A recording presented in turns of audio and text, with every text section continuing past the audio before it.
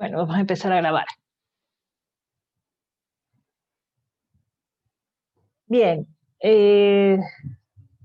nos quedamos hasta aquí, ¿no? Hasta ver cuáles eran las excepciones al procedimiento de ejecución coactiva. Y, bueno, habíamos explicado, un poquito para repasar, para recordar lo que vimos.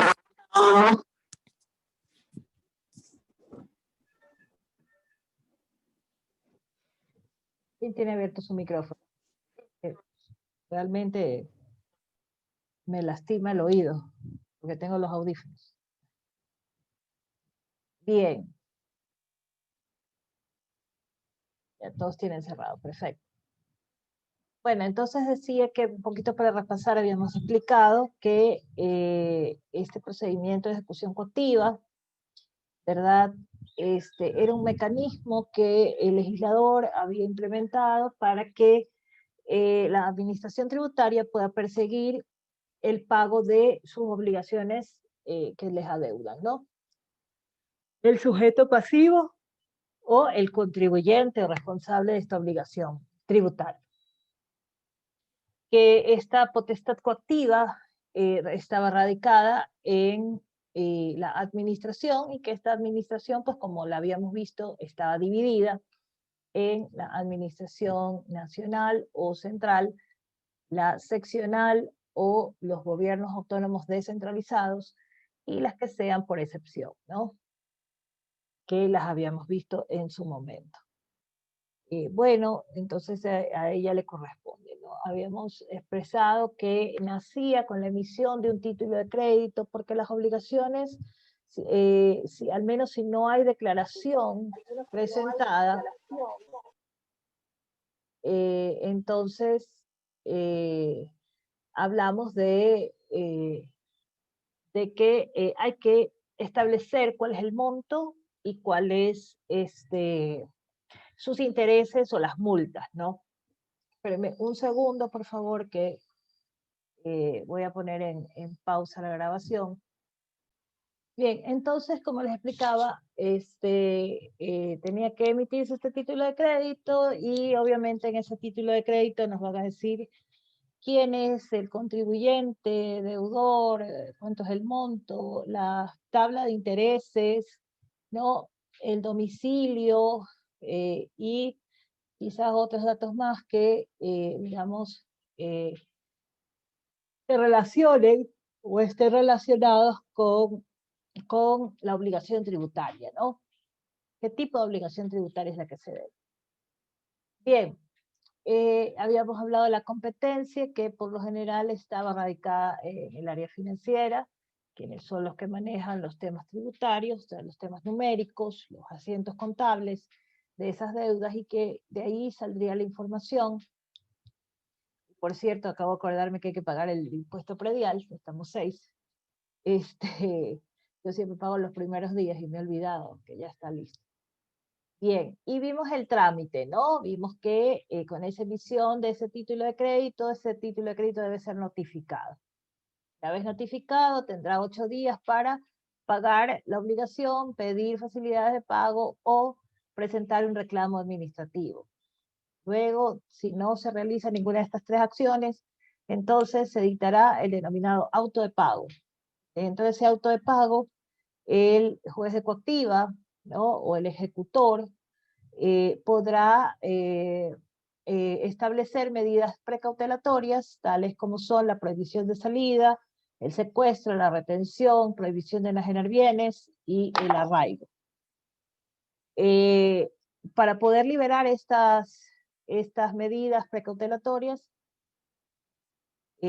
pues el deudor, o supuesto deudor, deberá presentar una caución de al menos el 10% que pueda cubrir las costas y los intereses a devengarse, digamos adicionales, ¿no? Que deben devengarse por el inicio de este procedimiento. Bien, ¿qué tenía que hacer el sujeto pasivo? Habíamos explicado que podía pagar, que digamos que esa era digamos, el primer efecto que tenía ese título de crédito. Por favor, alguien tiene abierto el micrófono. Gracias. Que tenía este primer efecto, que era la orden de pago, ¿sí? Que tenía inmerso, ¿no? Una orden de cancelación. Y entonces, pues, lo primero que se hace es que se le requiere el pago, ¿no? Si no puede con el pago, pues entonces él podrá pedir las facilidades de pago, o si no tiene para pagar, pues entonces pedirá que se le acepte o se dimitan bienes, es decir, él presenta qué bienes puedan cubrir esta deuda y que puedan respaldar la misma, ¿no? Bien, si puede que existir las causales que habíamos visto ya hasta el día de ayer, las 10 causales o las 10 presunciones o situaciones previstas por el legislador, es sobre las excepciones, es decir, para interponer juicio de excepciones. Este denominado juicio de excepciones, ¿sí? No es que se tramite en el área administrativa, sino que puedo presentarlo y decirle, yo me voy a excepcionar porque estoy en una de estas 10 causales y por lo tanto voy a ir al juzgado, o envíe usted, señor ejecutor, el procedimiento de presentación de excepción, que lo puedo presentar ante la administración, y esta enviarla al juzgado para que lo conozca, y luego se resuelva. Bueno, entonces tendré un plazo de 20 días, ¿sí? Después de notificada la orden, la notificación del auto de pago, ¿no? Entonces, con ese auto de pago cuento los 20 días y podré presentar esta acción de juicio de excepciones. Bueno, y con esto lo que hace es suspender también, ¿no? O sea, es el efecto suspensivo que tiene, ¿no? Así como el reclamo administrativo, los recursos también tendrán un efecto suspensivo en el procedimiento de ejecución. Si no se presenta nada, pues entonces inmediatamente el siguiente paso de este procedimiento, ¿sí? Será el embargo, ¿no? De esos bienes. Muy bien, es a lo que íbamos a revisar. Bueno, este juicio de excepciones comienza con la presentación de una demanda, lo habíamos dicho. Constituye una ventaja porque definitivamente se suspende, ¿no? Tiene ese efecto suspensivo, es decir, todavía no me van a rematar nada ni me van a subastar nada, ¿sí? No van a tocar mi patrimonio hasta que el juez resuelva esta excepción o cualquiera de las 10 excepciones que hemos revisado el día de ayer. Voy a ir muy rápidamente dando lectura a cuáles son estas excepciones, porque ayer las explicamos, ¿no?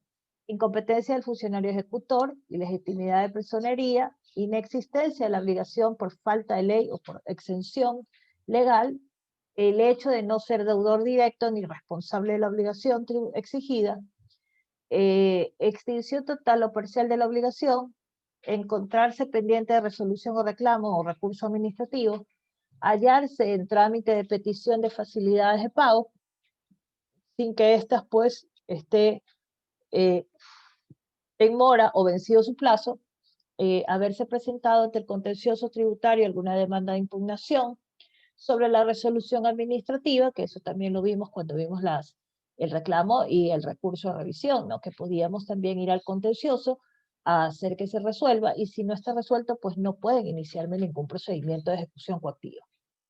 La duplicación de títulos respecto de la obligación, es decir, se ha dado más de una vez la emisión de un mismo título, es decir, por las mismas condiciones, ¿no? Bajo las mismas condiciones, por el mismo impuesto, por el mismo año, ¿no?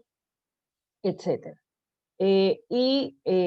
La nulidad que pueda sufrir ese auto de pago por alguna falsedad o falsificación del título emitido, o por la omisión o quebrantamiento de alguno de los requisitos que debe cumplir este título de crédito. Muy bien, entonces vamos a avanzar el día de hoy con el embargo. Bueno, decíamos que si no se hacía nada, ¿verdad? O ya resuelto en sede judicial o en sede administrativa sin interponer ninguna acción judicial y vencido el plazo, pues la administración tributaria tendrá la facultad de poder embargar aquellos bienes que ellos hayan considerado, pues, son de pertenencia y de suficiencia, digamos, para el cobro de la obligación tributaria. Bien, entonces el embargo comenzará o se planteará a través de una providencia por parte de la autoridad competente, ¿verdad? Y en la cual, pues, la doctrina lo define como que es una orden del ejecutor a través del cual se localiza y selecciona los bienes del deudor que serán aprendidos para asegurar de antemano el resultado de la ejecución, es decir, el pago de la obligación.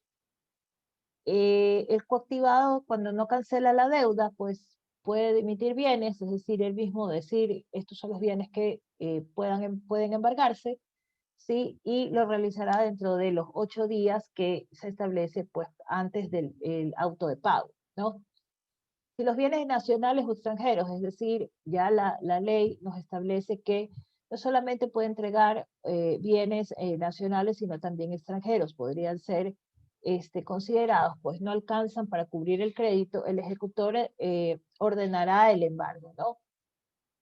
Eh, y existirá una prelación o preferencias, digamos, en cuanto a el embargo que se realice. Primero se realizarán sobre los dineros, ¿no? Porque, como siempre dijimos, la obligación de pagar no es en especie, sino que siempre será en valor, ¿sí? Y digamos, el objeto que tiene mayor valor es el dinero, ¿no? Los metales preciosos, ¿no? No es algo fácil tampoco para la administración tributaria tener metales preciosos, ¿no? Porque, o sea, hay que evaluarlos, hay que cuidarlos, hay que protegerlos a través de, digamos, cajas fuertes o lo que sea, y no es algo que acostumbre, digamos, la administración a hacerlo, ¿no?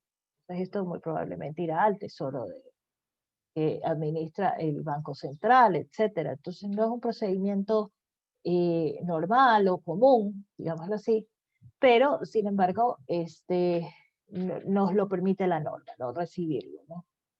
Los títulos y acciones de valores fiduciarios sabemos perfectamente que tienen un valor, ¿no? Los papeles tienen su valor también, lo habíamos visto a través de los bonos de Estado o de acciones o demás documentos que detrás de aquello está respaldado o expresado en dinero, ¿sí?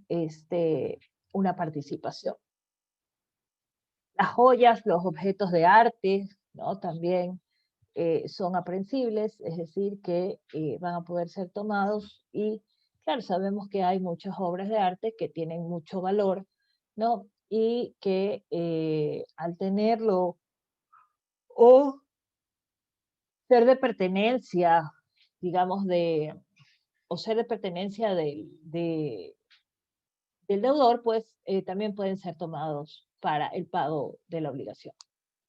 Créditos o derechos de autor, ¿no? Porque también tienen un contenido o una expresión, digamos, de valor, ¿no?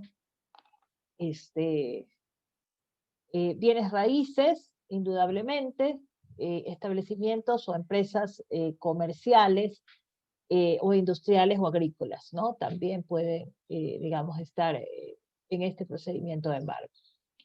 ¿Qué requisitos debe de cumplirse, pues, para los bienes inmuebles? Aquí me había comido yo la I, así que, pues será el certificado del avalúo catastral, cuánto cuesta, ¿sí? Según el registro de quien lo lleva o quien está obligado a llevarlo o a evaluarlo, que es en los municipios. El registro de la propiedad, que también está vinculado con la actividad municipal, pero que definitivamente vamos a ver el historial de ese bien, ¿no? Es decir, porque podemos afectar otros intereses que también lo había explicado el día de ayer. se harán las notificaciones a los interesados con derechos, ¿verdad?, que aparecieren con el certificado de gravamen, ¿no? Entonces, a quienes tengan, pues, digamos, un bien que raíz que esté, digamos, con más de un interesado, pues, tendrá que ser notificado con aquello, ¿no? O sea, es decir, quienes están deudas, quienes tienen deudas con bancarias o quienes tienen hipotecas, ¿no? Prendas, etcétera. Bien, el embargo de dineros y valores pues recae sobre el dinero del coactivado, ¿no? Debe cubrir la obligación, sí, los intereses y diferencias pues no se cobrarán, sino que el proceso pues continuará hasta que se liquiden con las costas, ¿no? De aquellas, ¿no? Los bonos o valores fiduciarios que pues previo conocimiento de las formalidades serán negociados por el ejecutor en bolsa de valores y se imputará a las obligaciones tributarias ejecutadas. Y si dentro de los 30 días no se venden, pues se procede al remate de estos bonos o valores. Habíamos hablado también de los bienes no embargables, ¿no? Aquellos que, digamos, son para poder subsistir o para poder trabajar ese coactivado, ¿no? Y habíamos expresado que podían ser los bienes muebles, ¿no? De uso indispensable del deudor, es decir, no lo van a dejar sin cama, ¿ya? Para aquellos que piensen que se le llevaron hasta el colchón. No, no lo van a dejar sin colchón, no lo van a dejar sin almohada, ¿sí? Le van a dejar para que duerma ahí el deudor y su familia, ¿no? Excepto aquellos que sean suntuarios, ¿no? Es decir, que las obras de arte, como decían acá, ¿no? Y otros, digamos, seres que podrían tener, digamos, un valor considerable, que eso sí pueden ser embargados. Los libros, ¿no?, que los profesionales necesitan para el desarrollo de su actividad profesional, los instrumentos, máquinas o bienes indispensables para ese ejercicio de la profesión, máquinas en seres o semovientes propios de actividades industriales, comerciales y agrícolas, porque no es que se busca la quiebra de la empresa, sino que se busca es que continúe generando dinero para que pueda cubrir la deuda. En el caso del embargo de empresas, se requiere la intervención de un alguacil o depositario, así como del interventor, que actuará como administrador adjunto al gerente, ¿no? Es decir, que se hace un acompañamiento por una persona de la administración tributaria designada para que pueda darle seguimiento hasta el final de la cancelación, digamos, total del crédito, ¿no? Bien, el embargo de empresas. Se requiere la intervención del alguacil, bueno, ya eso ya lo vimos, estamos un poco repitiendo. Cuando hablamos de embargo de créditos, en cambio, hay que notificar al acreedor del coactivado para que se abstenga de pagar a su acreedor y dicho pago pues se efectúa al ejecutor, es decir, a la administración tributaria, ¿no? Es decir, que si el deudor, el coactivado tiene un acreedor que le va a pagar una suma importante que muy probablemente pueda cubrir inclusive la totalidad de la deuda tributaria, pues el ejecutor le dice absténgase de pagarle a él y págueme a mí. Y podrá hacerse. El deudor coactivado es solidariamente responsable del pago de la obligación tributaria del coactivado. Mejor dicho, el deudor del coactivado, es decir, el deudor eh, que con el deudor tributario, ¿sí? Digamos, serán solidariamente responsables. Fíjense ustedes, la ley le da una responsabilidad solidaria para que primero pues le sea correspondido el pago a ¿no? En caso de pagarse totalmente la deuda, se declarará extinguida, es decir, se terminará el procedimiento coactivo porque se habrá llegado al objetivo que es el pago de la obligación tributaria, ¿no? En caso de pagarse totalmente la deuda, se declara extinguida la obligación tributaria y se dispondrá la inscripción de la cancelación en el registro que corresponde. Es decir, que obtenido el pago, pues sí se establecieron algunas inscripciones de prohibición, ¿no? Tendrán que ser revertidas a fin de que se dé por liberadas las deudas, ¿no? Eso esto hay que tener muy en cuenta. El embargo preferente. Bueno, también la norma establece un embargo preferente, ¿no? ¿Cuándo? Cuando distintos sujetos activos sean acreedores de un mismo sujeto pasivo por diferentes tributos en el orden de prelación, pues será el fisco primero, ¿no? Es decir, los impuestos que se deban, ¿sí? Este, o sea, cuando se van a distintos sujetos activos, ¿no?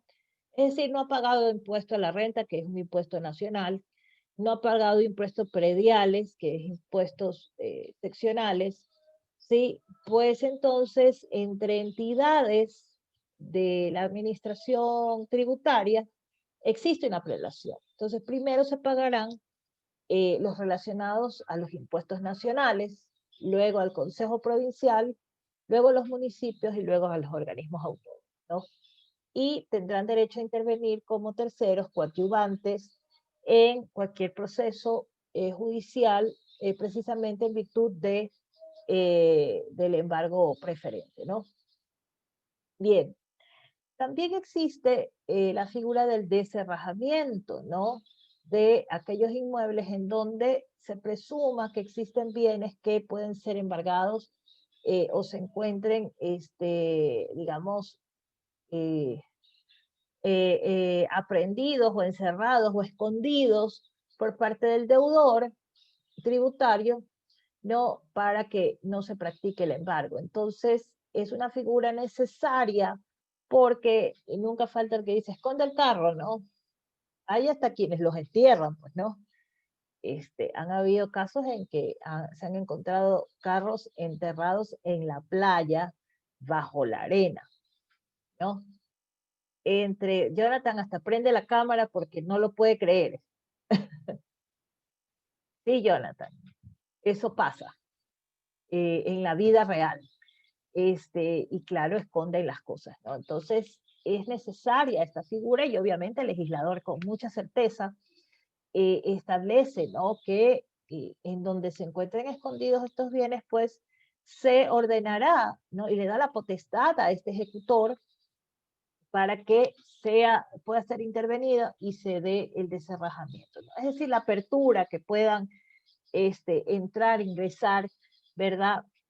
Pero claro, todo debe estar, digamos, basado en un procedimiento lógico, justo, necesario, como es primero tener una orden de allanamiento, ¿no? Una vez identificado el lugar, pues se indicará dónde está y dónde se debe practicar este descerrajamiento, ¿no?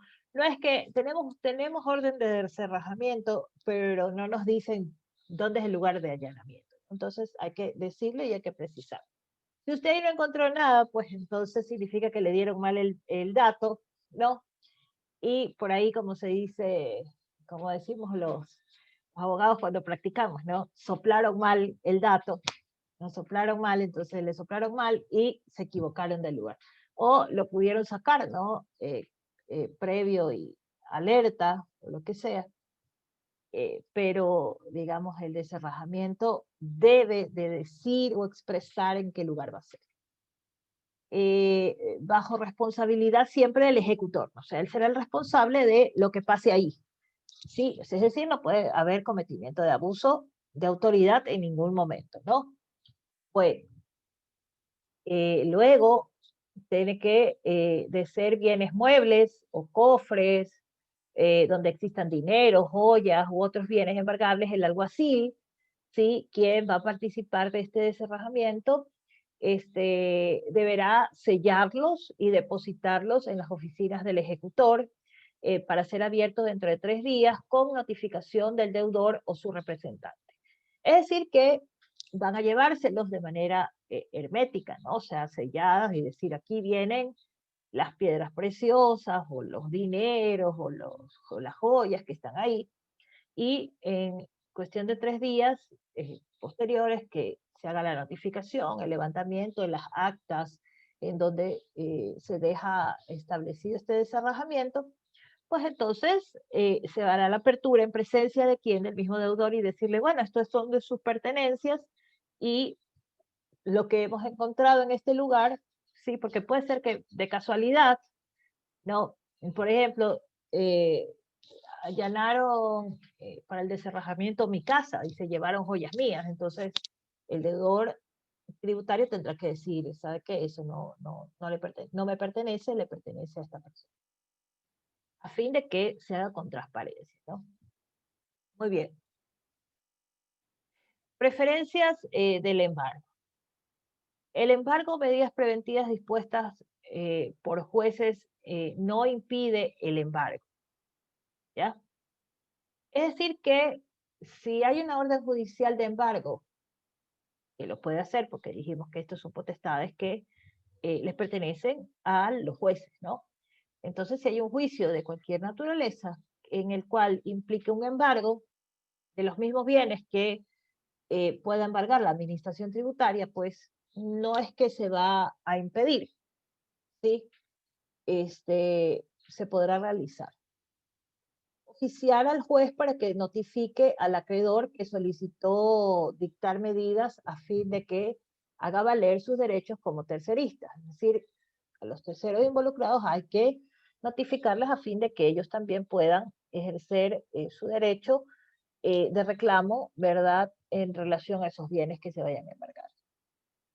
Providencias ordenadas por los jueces ordinarios o especiales subsistirán, y en caso de que sea pues el embargo cancelado antes del remate y ejecutoriado el auto de adjudicación, se tendrán por canceladas estas medidas y se notificará al juez, el ejecutor y al correspondiente registrador. O sea, es decir, en el caso de que existan providencias que los jueces ordinarios o especiales hayan realizado sobre el embargo, pues van a subsistir, pero si se da ya el remate, ¿no?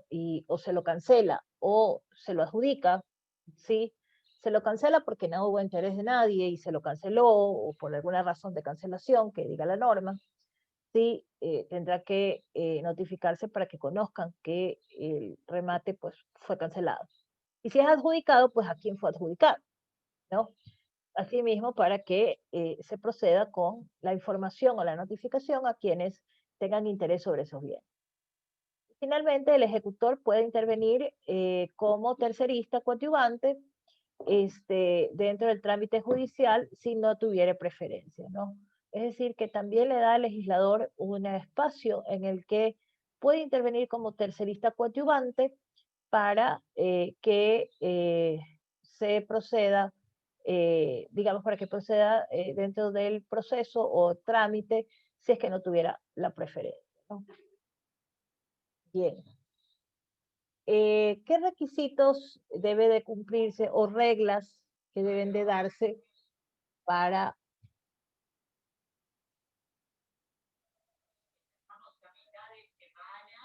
Bien. ¿Qué, qué se... Dame un segundito.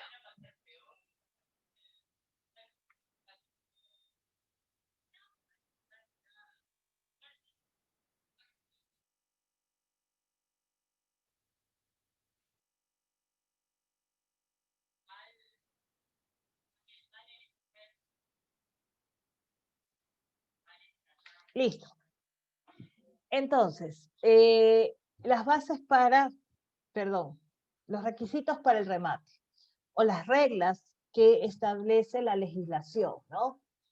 Dentro de este remate. Bueno, ordenar el avalúo, ¿cuánto vale? ¿No? Estará designado o establecido por... Volví, me fui, aquí estoy. Bueno, parece que hay algún tipo de mala conexión en mi casa, por lo general, porque TV Cable es así. Bueno, entonces estábamos en el trámite que teníamos que hacer para el denominado remate. Entonces, bueno, si tenemos bienes u objetos, ¿no? Que eh, tienen un valor y que obviamente tienen que ser, digamos, evaluados, ¿no? Ese evalúo pues se lo hará a través de un experto, ¿no? Es decir, tendríamos que hacer la designación de un perito, ¿no? Bueno, ese perito, sí, y esto es algo muy importante porque fallan muchísimo los abogados, sí, en el tema de los peritajes, ¿no? El perito y el peritaje, para poder ser válido y para que no sea nulo, ¿sí? Debe de existir, ¿sí? La posesión de ese perito. Es decir, que una vez designado, ¿sí? Ustedes saben que la judicatura tiene un listado de peritos, ¿no? Y también otras instituciones, por ejemplo, las superintendencias tienen peritos, ¿no? Las de sociedades y las financieras. Entonces ellos también califican peritos, ¿no? Y hay otras entidades que también califican peritos, ¿no? Entonces, estos peritos tienen que ser calificados y obviamente en el momento de que son calificados y son seleccionados para este tipo de procedimientos, sobre todo de la administración pública, sí, o de la función judicial, pues siempre tienen que estar, digamos, tener un nombramiento, o sea, su designación y su posesión, es decir, la aceptación del puesto, ¿sí? La aceptación de ser ese perito, ¿no? De que va a intervenir como perito. Sí, este perito va a poder ser impugnado, es decir, el coactivado, en este caso, podrá tener alguna observación o opinión o demás que pueda, digamos, afectar en sus intereses la participación de este perito. Una vez que toma posesión, ¿verdad? Y realiza, digamos, el peritaje, si es que ya ha superado la fase de impugnación y se lo ha designado, pues entonces presentará un informe, ¿no? El perito hace un informe sobre el avalúo, ¿no? Y dirá qué es lo que está bien, qué es lo que está mal, si esto funciona, no funciona, si es de funcionar, si es de, bueno, se verá, ¿no? El deterioro del bien inmueble o del deterioro común o normal o corriente, como el Código Civil también establece, ¿no? De las cosas. Entonces, todo esto tendrá que estar planteado ahí, ¿no? Para poder saber cuál es el precio real. Es decir, más o menos, ¿sí? Porque el excedente, ¿sí? Si hay excedente, tiene que ser devuelto al coactivado, ¿sí? Es decir, el vuelto, ¿no? Pero también puede ser que no haya vuelto, ¿sí? O puede ser que cueste lo que cuesta la obligación tributaria, o puede ser que cueste menos, ¿sí? Entonces, como ustedes pueden ver, hay varios escenarios, ¿no? Y esos escenarios solamente pueden ser establecidos o manejados a través de un peritaje en donde nos dé la certeza del valor de ese bien, ¿no? El avalúo no podrá ser inferior al último avalúo practicado por la municipalidad, y eso tiene sentido lógico y propio, ¿no? Porque ustedes saben que, sobre todo en el COTAC, ¿no? Está establecido que los municipios tienen que actualizar sus avalúos, ¿no? Entonces, no son registros desactualizados, ¿no?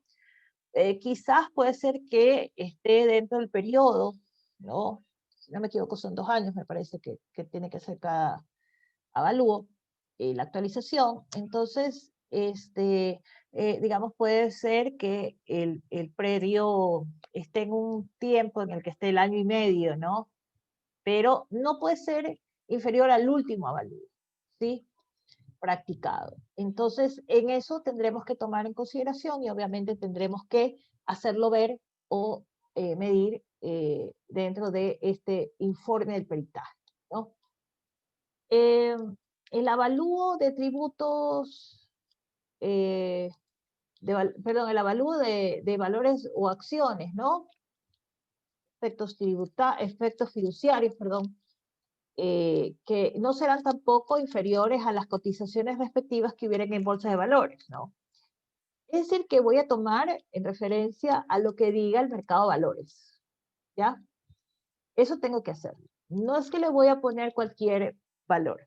Tengo que hacer referencia al mercado de valores. ¿Por qué? Porque la norma dice que serán, digamos, vendidos como establecen las reglas de la bolsa de valores. Muy bien, el señalamiento día y hora, ¿no? Pues bueno, las notificaciones, ¿no? Las notificaciones de este remate, pues, tendrán que ser por las que conocemos, ¿no? Por la prensa, 3 publicaciones en 3 días diferentes, descripción de los bienes, avalúo y otros datos, ¿no? Que, digamos, son parte de las reglas para poder realizar el remate, ¿no? Las bases de la postura, ¿sí? De las 2/3 partes del avalúo en el primer señalamiento y la mitad para el segundo señalamiento. ¿Quiénes estarán prohibidos de intervenir en el remate? Esto es importante, ¿sí? Porque esto evita una acción de fraude, ¿no? Por parte del coactivado. Es decir, no importa que yo no pague porque va a comprarlo mi primo, o va a comprarlo mi sobrino, o va a comprarlo mi compadre, ¿sí? O va a comprarlo alguien que es de mi confianza y que, o mi cónyuge, o mi conviviente, o...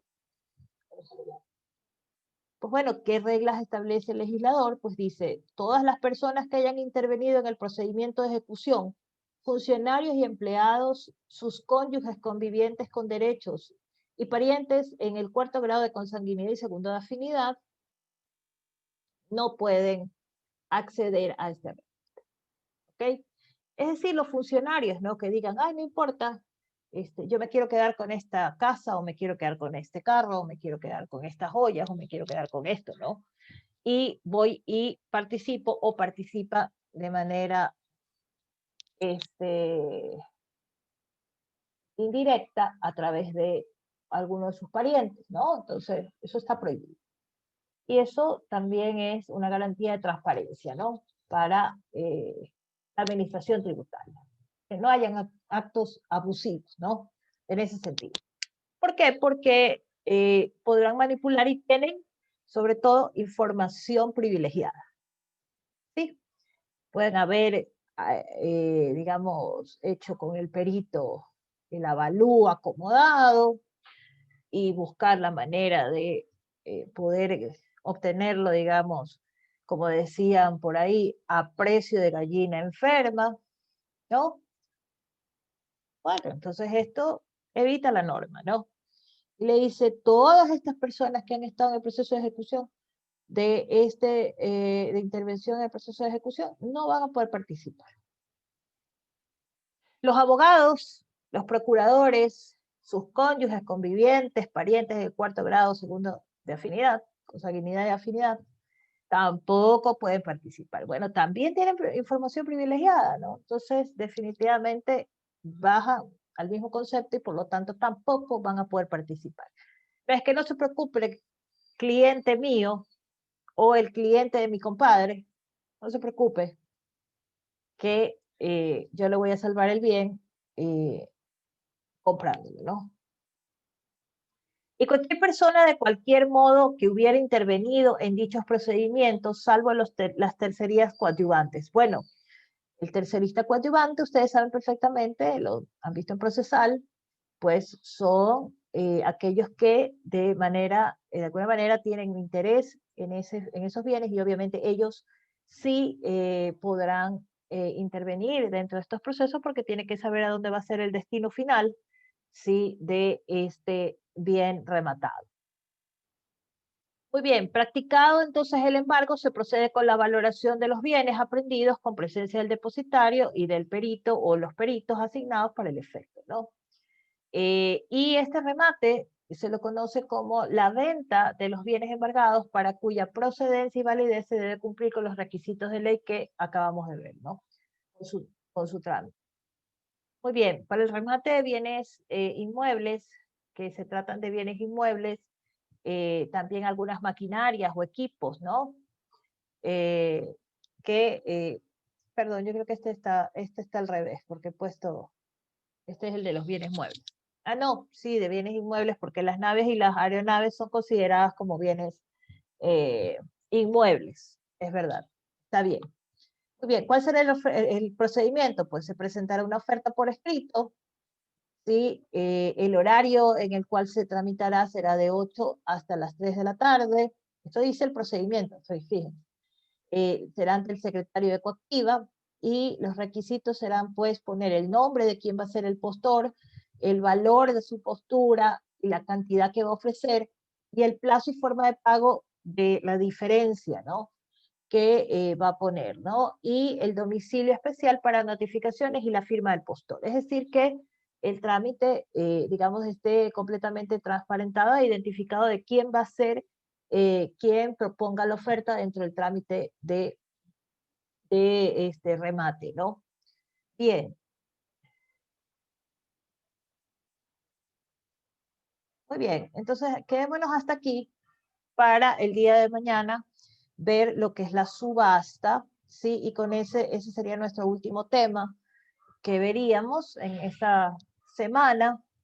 Y bueno, ya la próxima semana vemos un poquito de repaso para ver el tema también de sus asistencias y de sus trabajos y demás, porque ya los voy a tener, digamos, calificados y estarán notificándose para que ustedes pues conozcan sus calificaciones y demás, ¿no? Bueno, chicos, muchas gracias como siempre el haber asistido a la clase. Pórtense bien, vayan a clases, cuídense muchísimo del COVID, por favor, estamos muy alarmados. Así que, bueno, nada, pórtense bien. Chao, chicos. Gracias, doctora. Buenos días. Gracias. Gracias. Gracias, doctora. Feliz día de Reyes. Gracias a todos.